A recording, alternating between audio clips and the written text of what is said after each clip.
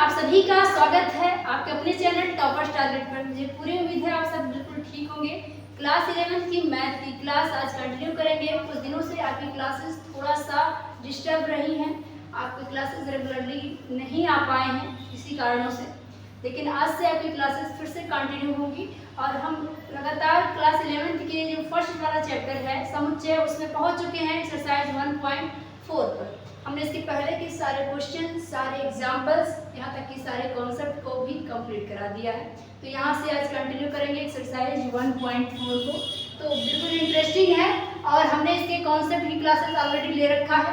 Exercise 1.4 को cover करने के लिए आपको कुछ कॉन्सेप्ट की ज़रूरत थी, जिसमें हम बता सकते हैं यूनियन क्या होता है, इंटरसेक्शन क्या होता है, यानी कि सम्मिलन और सर्वनिष्ठ क्या होता है, और एक और चीज़ बताया था हमने वेन डायग्राम। ये 2-3 चीज़ें हमने बताया था। इन टॉपिक को हमने अलग अलग कवर करा दिया है, तो मुझे पूरी उम्मीद है आपने उस क्लासेस को देखा होगा। अगर नहीं देखे हैं तो उस क्लासेस को पहले देख लीजिएगा, फिर आज की क्लास को आप जरूर अटेंड करेंगे और आपको तब एकदम चीज़ें और ज़्यादा अच्छे से समझ में आएंगी। तो वीडियो के डिस्क्रिप्शन में लिंक है, आप उन वीडियोज़ को भी ज़रूर देख लीजिएगा। फिलहाल आगे बढ़ते हैं अपने एक्सरसाइज में। एक्सरसाइज 1.4 का पहला क्वेश्चन देखेंगे।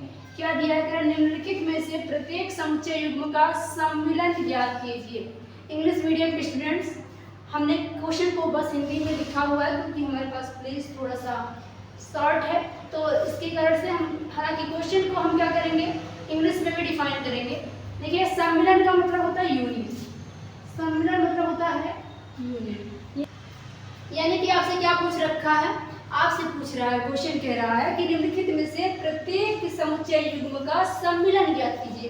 Find out the union of the following sets, है ना, सभी का यूनियन निकालना है। देखिए ध्यान से, पहले का पहला पार्ट दे रखा है, x में दे दिया है 1 3 5 और y में दिया है 1 2 3 और आपसे पूछ रखा है यूनियन निकालिए, यानी कि हिंदी में कहते हैं सम्मिलन।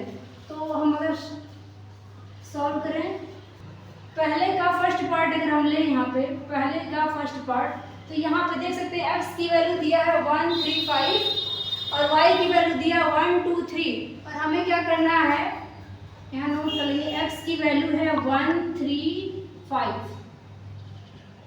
एंड y की वैल्यू क्या है 1 2 3। हमें फाइंड आउट क्या करना है, x यूनियन y। यूनियन को ही कहते हैं सम्मिलन।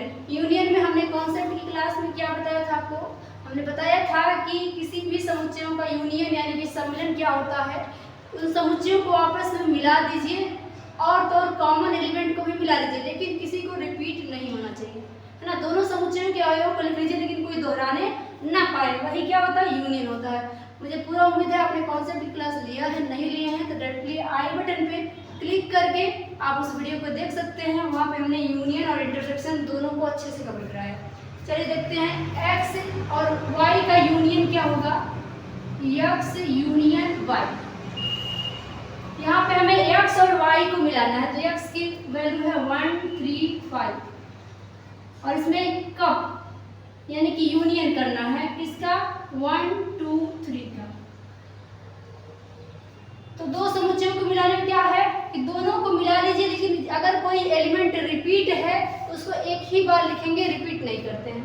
तो अगर इसमें इसको मिलाना है तो 1 लिख लिया, फिर इसमें 2 लिख लिए, क्रम से लिखते हैं तो भी ठीक है और बिना क्रम से लिखते हैं तो भी समुच्चय में इससे कोई फर्क नहीं पड़ता है। तो 1 2, अब यहाँ से 3 लिख लिया हमने, 3 देख सकते हैं यहाँ भी है दोनों में, तो इसमें मिलाते टाइम ये 2 बार नहीं लिखा जाएगा, एक ही बार लिखा जाएगा। इसमें के सभी नहीं आए, अभी 5 बाकी है तो 5 को भी लिख लीजिए। इसमें के सभी आ चुके हैं 1 2 3 1 2 3, इसका 1 3 5 1 3 5 सभी के सभी मिल गए, यही आपका आंसर है। यानी कि दो समुच्चयों का सम्मिलन क्या होता है, उन दोनों समुच्चयों को मिला लेना है, किसी को दोहराना नहीं है, ठीक है। दूसरा इसका पार्ट 2 दिया है, पहले का पार्ट 2।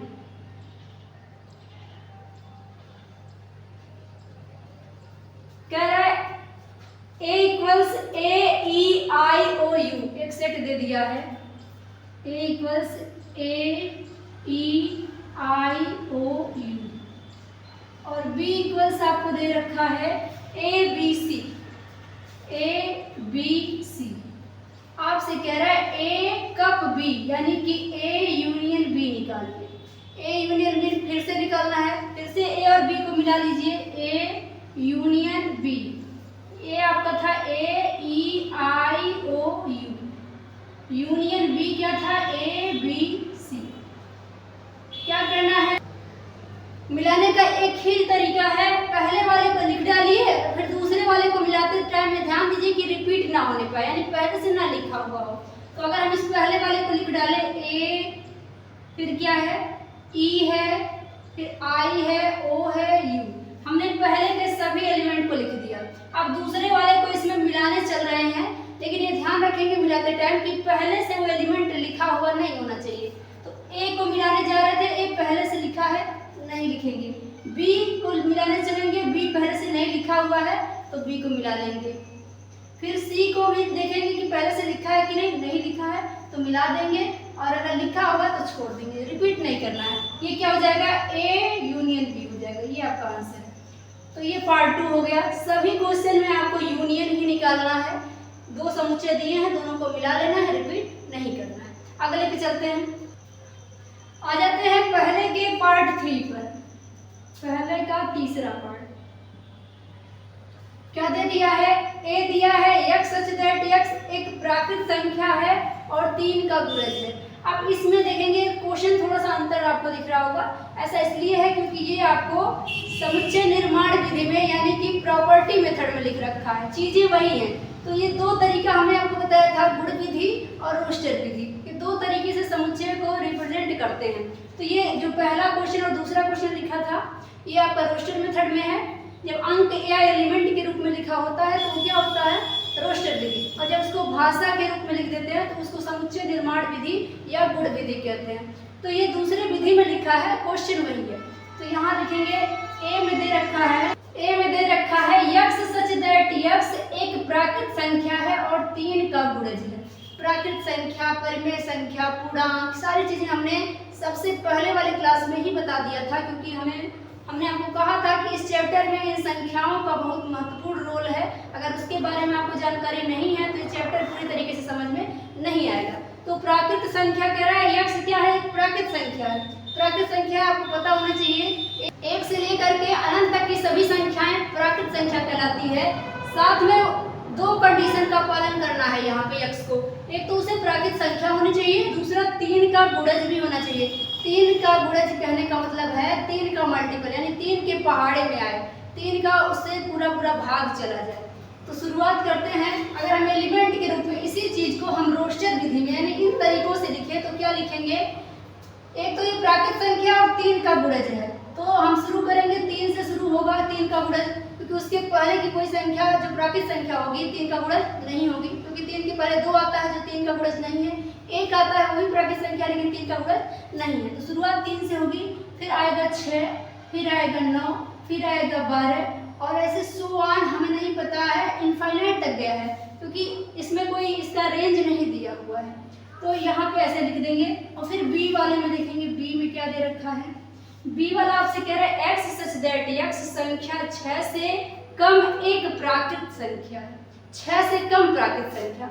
तो फिर ठीक है, 6 से कम प्राकृत संख्या वही 1 से अनंत तक होती है, लेकिन यहाँ 6 से कम कह दिया तो हम कहाँ तक लेंगे, 1 लेंगे, 2 लेंगे, 3 लेंगे, 4, 5 लेंगे, 6 को नहीं लेंगे क्योंकि कह दिया है 6 से कम होनी चाहिए, तो यहाँ 5 तक हो गया। तो ये आपका ए हो गया, ये बी हो गया। हमें क्या निकालने के लिए कह रहा है ए यूनियन बी का मान निकाल दीजिए, यानी ए और बी को मिला दीजिए। तो यहाँ से क्या निकल के आता है आपके पास, ए यूनियन बी। तो ए की वैल्यू ये रही 3, 6, 9, 12 एंड सो ऑन, और यूनियन बी दे दिया है 1, 2, 3, 4, 5। मिलाने का एक ही नियम है, सबको मिला लो, कोई रिपीट ना होने पाए। तो यहाँ पे मिलाने का अच्छा तरीका है कि देखिए ये जो है ये केवल इसमें है, इसमें एक मात्र ऐसा एलिमेंट है 3 जो दोनों में कॉमन है, तो इसी को 2 बार नहीं लिखना है, बाकी चीजें लिख लेनी है। तो हम यहाँ शुरुआत करते हैं, 1 को लिखते हैं, 2 को लिखते हैं, मिलाते टाइम ये 3 भी आएगा, तो ये 3 भी लिखा गया, 4 इसमें तो नहीं है लेकिन यहाँ आएगा तो मिलाना है, तो इस 4 को भी लिख लेंगे, 5 को भी लिखेंगे और फिर ये 6 आएगा। ठीक है, अब यहाँ पे मिलाने के लिए कुछ बचा नहीं है, लेकिन इसमें जो बचा है सब छाप दीजिए। अब 6 के बाद फिर सीधे 9 आएगा, 12 आएगा, फिर आगे 15 आ सकता है, डैश डैश सो ऑन। तो ये आपका आंसर हो जाएगा। ठीक है, मिलाने का बस यही मतलब है, जो इसमें है जो इसमें है सब लिख दीजिए, लेकिन ये ध्यान रखना है कि कोई रिपीट ना। चलते हैं इसके पहले के चौथे पार्ट पर। चौथा क्वेश्चन भी आपको गुण विधि में दिया हुआ है, यानी कि समुच्चय निर्माण विधि में दिया है। क्या दिया है, इसमें भी कह रहा है a इक्वल्स दे रखा है x सच दैट x एक प्राकृत संख्या है। प्राकृत संख्या मतलब 1 से लेके अनंत तक की संख्या है, और यहाँ पे रेंज दे दिया है जो आपका x है, यानी प्राकृत संख्या जो आपको लेना है, कहाँ से कहाँ तक लेना है, 1 से बड़ा लेना है, क्योंकि x की वैल्यू भी तो यहाँ पे लिखनी है सर। तो x कह रहा है 1 से तो बड़ा है और 6 से छोटा है और बराबर भी है। तो ध्यान देंगे, प्राकृत संख्या लिखने जा रहे हैं 1 2, कह रहा है 1 से बड़ा है, तो 1 को छोड़ के इससे बड़ा संख्या लिखेंगे, तो यहाँ से शुरुआत क्या होगी, 2 से होगी, 1 नहीं होगा क्योंकि x की वैल्यू 1 से बड़ा दे रखा है। फिर शुरुआत 2 से हो गई, 2 ले लिए, 3 ले लिए, 4 ले लिए, 5 ले लिए। ये कह रहा है 6 से छोटा, 6 से छोटा तो 5 है, लेकिन 6 के बराबर भी कह दिया है, इसलिए इस बार 6 को भी उठा लेंगे, ये आपका मिल जाएगा A। अब आते हैं B पर। B क्या दे दिया है, B आपके पास दिया हुआ है x सच दैट x एक प्राकृत संख्या है, ये भी प्राकृत संख्या है, और कह रहा है x का जो मान है वो ऐसा लेना है कि 6 से तो बड़ा हो और 10 से छोटा हो। तो 6 से बड़ा और 10 से छोटा प्राकृत संख्या क्या होगा, 7 होगा, 8 होगा, 9 होगा। इस बार 10 को नहीं लेंगे क्योंकि बराबर का सिंबल नीचे नहीं दिया, यहाँ बराबर भी दिया था इसलिए हम लोगों ने 6 को भी ले लिया था, वहाँ पे 10 को नहीं लेंगे। तो ये हो जाएगा A और B।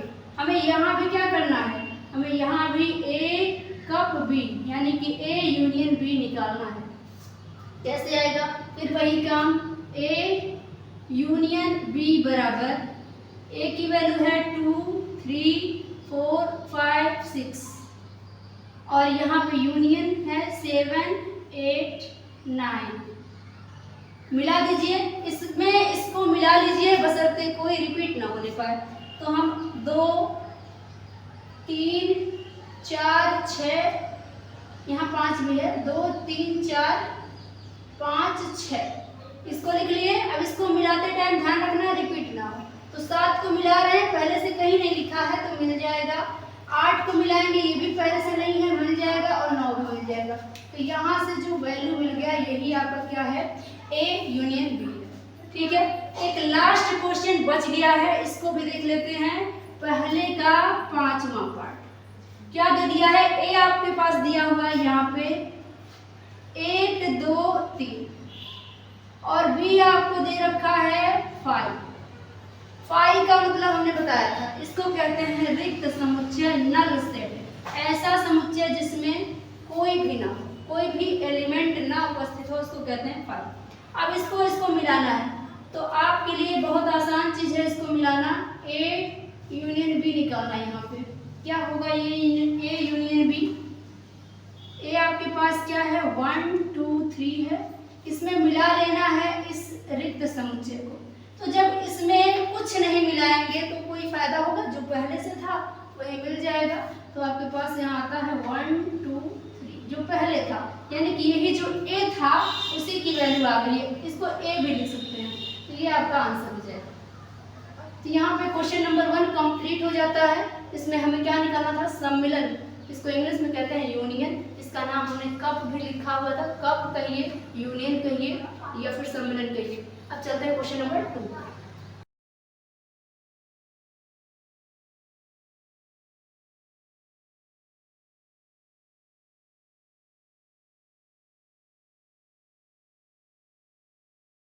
आ जाते हैं क्वेश्चन नंबर 2 पर, देखते हैं क्या दिया है। कह रहे मान लीजिए कि A बराबर इतना, B बराबर एक और सेट दिया है। कह रहे क्या A is subset of B, यानी A सबसेट B है, और अगर है या नहीं है वो तो अलग बात है। फिर आपसे एक और क्वेश्चन किया है, कह रहे A कप B, यानी कि A यूनियन B निकालिए। तो पिछले क्वेश्चन में हम लोगों ने निकाला है, तो ये भी निकल जाएगा। ये चीज़ें हमने पहले से आपको बताया था। सबसेट मतलब होता है उपसमुच्चय, जिसको अच्छे से हमने एक्सरसाइज 1.3 में कवर किया है और उसका हम लोगों ने कॉन्सेप्ट वाली क्लास में लिया हुआ है। तो चलिए चेक करते हैं। छोटा सा सवाल है, ए आपके पास क्या दे रखा है, ए और बी है इसमें, और बी एक समुच्चय दिया है जिसमें ए बी और सी है। पहला क्वेश्चन उसने किया है कि क्या ये लेटा हुआ u जो है, इसको सबसेट पढ़ते हैं, u सीधा u जैसा बनता है, ये u एक्चुअल में नहीं होता है। सेट वाले चैप्टर में ये u ऐसे भी दिखेगा और ये थोड़ा छोटा सा दिखता है, तो दोनों का अलग अलग मतलब है।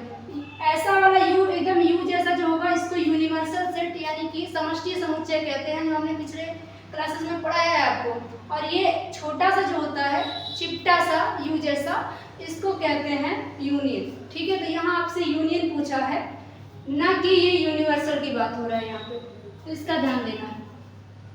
तो पहला क्वेश्चन इसने किया कि ए सबसेट है बी का कि नहीं, आपको ये जांच करना है। तो किसी भी समुच्चय का अगर कोई समुच्चय सबसेट यानी कि उपसमुच्चय होता है, तो उसकी एक ही कंडीशन है कि उस समुच्चय के सभी अवयव उस दूसरे समुच्चयों में अगर उपस्थित हो तो कहेंगे कि सबसेट है। जैसे कि ए सबसेट बी लिखा है, मतलब क्या है, अगर ए बी का उपसमुच्चय है तो ए में रहने वाले हर अवयव बी के भी अवयव होंगे, यानी बी के घर में भी होंगे। जो लोग ए के घर में हैं वो बी के घर में होने चाहिए। तो देखिए ए में कौन कौन है, तो ए में ए और बी है, जो कि बी में भी देखिए ए और बी उपस्थित है। तो इसलिए कह रहा है क्या ये ऐसा है, तो हम कहेंगे बिल्कुल, कहेंगे यहाँ ए इज सबसेट ऑफ बी। ठीक है, ये इसने पूछा है, आपने हाँ जवाब दे देना है इसको। दूसरा क्या दिया है, A union B. A union B का आपसे मान निकालना है आपको। ए का मान है ए बी और यूनियन है बी का वैल्यू दिया ए बी सी। यूनियन में अभी बताया है दोनों समुच्चयों को मिला दीजिए, किसी को रिपीट मत करिए।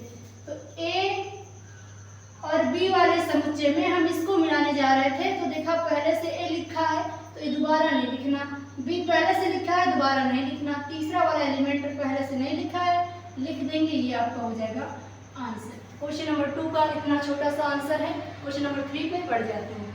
अब आ जाते हैं क्वेश्चन नंबर 3 पर। देखिए क्या दिया है, कह रहे यदि ए और बी दो ऐसे समुच्चय हैं कि ए सबसेट है बी का, तो ए यूनियन बी का मान क्या हो जाएगा। अगर आप ध्यान से देखें इस प्रश्न को, तो जो पिछला क्वेश्चन हमने क्वेश्चन नंबर 2 लगाया है, उसी क्वेश्चन को ये दोबारा दे दिया है।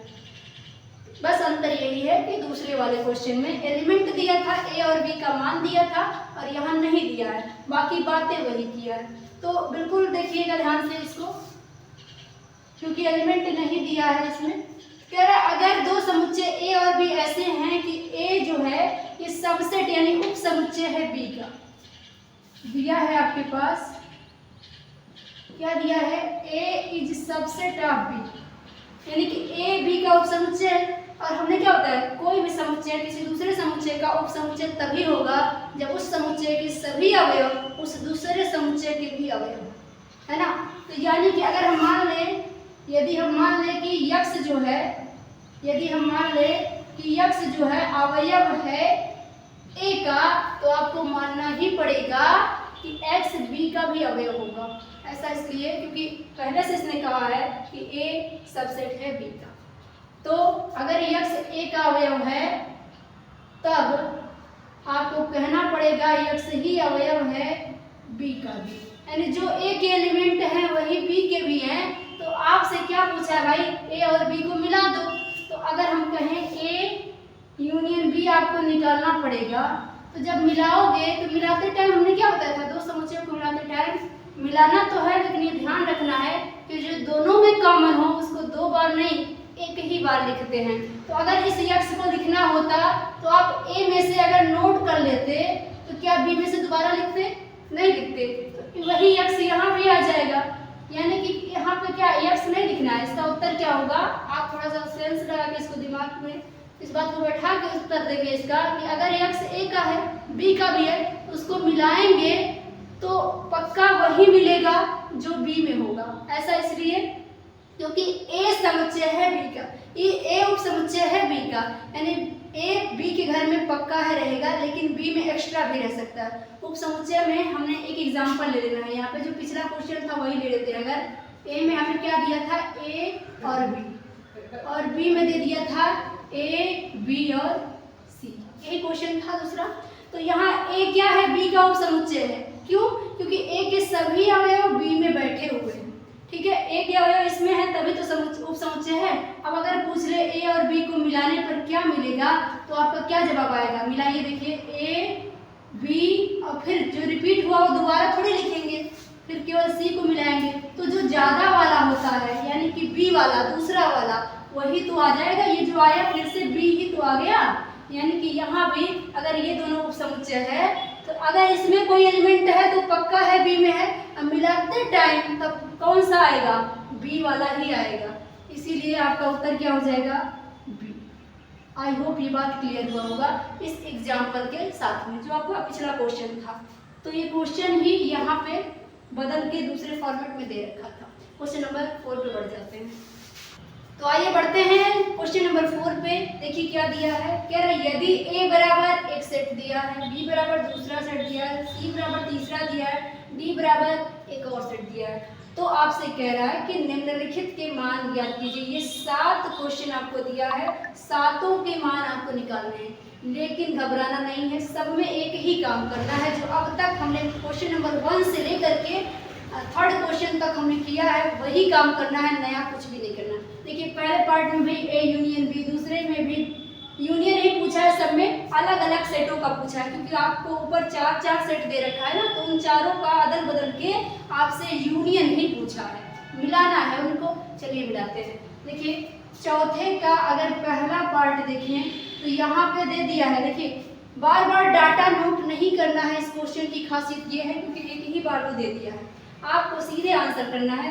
ए यूनियन बी है, ए आप यहाँ से नोट कर लीजिए, ए यूनियन बी अगर आपसे पूछा है तो ए की वैल्यू है 1 2 3 4, और इसमें यूनियन करना है किसका, बी का, तो बी है 3 4 5 6, मिला लीजिए, ए और बी को मिला लीजिए, ध्यान रहे दोहराने नहीं पाए, तो ठीक है, हमने पहला वाला लिख लेना है और उसके बाद दूसरा मिलाते टाइम ध्यान रखना है रिपीट ना हो, ध्यान रखेंगे इसमें किसी को पहले मिलाइए, क्रम से कोई मतलब नहीं है समुच्चय के अंदर। तो अगर हम पहले वाले को सीधे पहले लिख देते हैं पूरा 1 2 3 4 लिख दिए, अब दूसरे को मिलाते टाइम बस पीछे मुड़ मुड़ के देखता है कि क्या है, रिपीट नहीं होना चाहिए। 3 को मिलाने जा रहे थे, ऑलरेडी लिखा है, 4 को मिलाने जा रहे थे, लिखा है, नहीं लिखे, यहाँ 5 को मिला लेते हैं, 6 मिला लेते हैं, और ये आपका आंसर हो जाता है। ठीक है, दूसरे पार्ट पे आ जाइए, चौथे का पार्ट 2। क्या पूछा है, ए यूनियन सी, इस बार ए में सी को मिला लेना है, ए यूनियन सी, तो ए का डाटा यही है क्योंकि हमने ए ही यहाँ भी लिखा था, 1 2 3 4 हो गया, इसमें यूनियन करना है सी का, सी की वैल्यू ये रही 5 6 7 8, मिलाएंगे तो फिर वही काम, इसको पहले लिख लेना है और फिर इसको मिलाते टाइम ध्यान देना है रिपीट ना हो, तो 1 2 3 4 हो गया। अब 5 को मिला लीजिए क्योंकि पहले से ऑलरेडी नहीं लिखा है ये, तो ये 5 हो जाएगा, फिर 6 को मिला सकते हैं, 7 को भी मिला सकते हैं, 8 को, सब अलग अलग दिए थे इसलिए सब के सब मिल जाएंगे, ये आपका आंसर हो जाएगा। आते हैं 3rd पार्ट पे, 3rd दिया है बी यूनियन सी, चौथे का part 3rd, B union C, B की वैल्यू ये रही 3 4 5 6, और इसमें मिलाना है सी, सी दिया है 5 6 7 8, तो यहाँ पे मिलाने पर क्या मिलेगा हमें, पहले इसको मिलाएंगे, लिखेंगे 3 4 5 और 6। अब इसमें दूसरे वाले को मिलाते टाइम ध्यान रखना है रिपीट नहीं हो, तो यहाँ 5 और 6 ऑलरेडी लिख रखे हैं हम, तो उसको रिपीट नहीं करेंगे, बाकी 7 और 8 को मिला लेंगे, ये आपका आंसर हो जाएगा।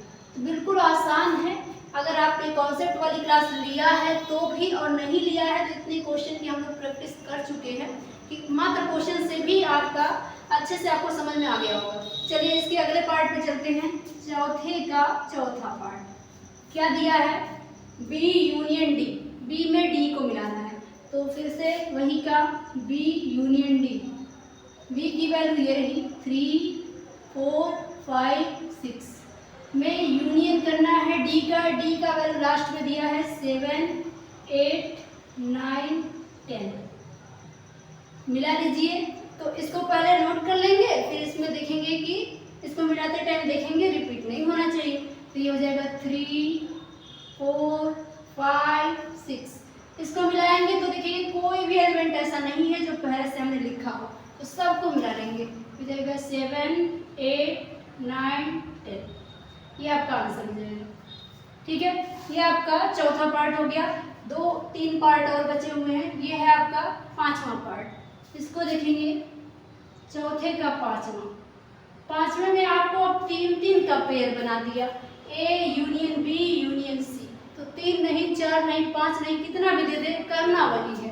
तो क्या है A union B union C, सबको लिख लीजिए। ए का मान यहाँ पे दे रखा था 1 2 3 4 में मिलाना है बी को, बी यहाँ पे बी की वैल्यू लिखेंगे, बी की वैल्यू है 3 4 5 6,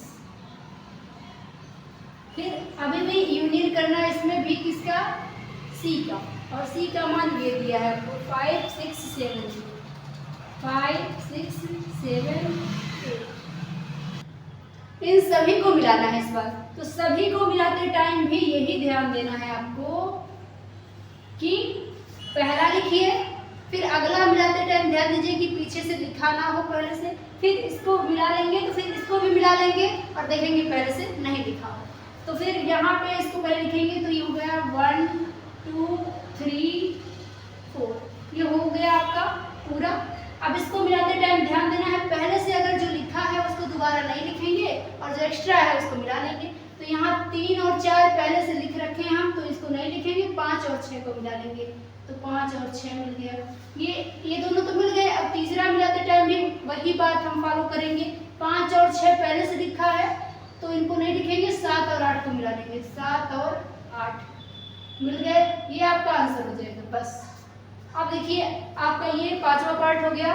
छठा पार्ट ये दिया है A union B union D, A B D के साथ भी वही काम कर देना है। तो चौथे का छठवां part A union B union D की वैल्यू क्या होगी, ए आपके पास क्या दिया था 1 2 3 4, यूनियन करना है बी, बी की वैल्यू है 3 4 5 6, और इसमें फिर यूनियन करना है डी का, तो डी क्या दिया है आपके पास लास्ट में 7 8 9 10, मिलाते टाइम वही प्रक्रिया अपनाएंगे जो इसमें किए हम। पहले वाले को लिख लेंगे, तो पहला है 1 2 3 और 4, पहला वाला टोटल लिख दिया गया हम लोग।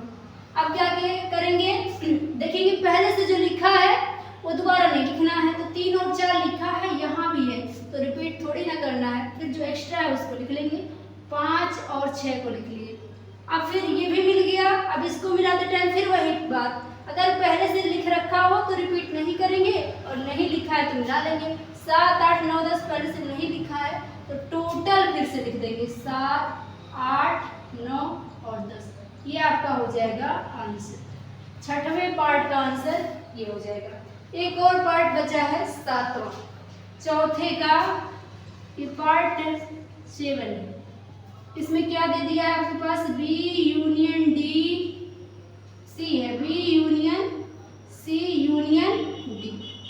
इस बार ए को छोड़ दिया, बी सी डी को मिलाने के लिए कह रहा है, तो बी की वैल्यू आपके पास यही थी 3 4 5 6, इसमें मिलाना है सी को, सी की वैल्यू आपके पास थी 5 6 7 8 5 6 7 8, इसमें भी मिला देना है डी को, डी है 7 8 9 10 7 8 9 10, सभी को मिला लेना है। फिर वही काम पहले वाले को लिख लेंगे, 3 4 5 6, तो 3 4 5 और 6 लिख लिए।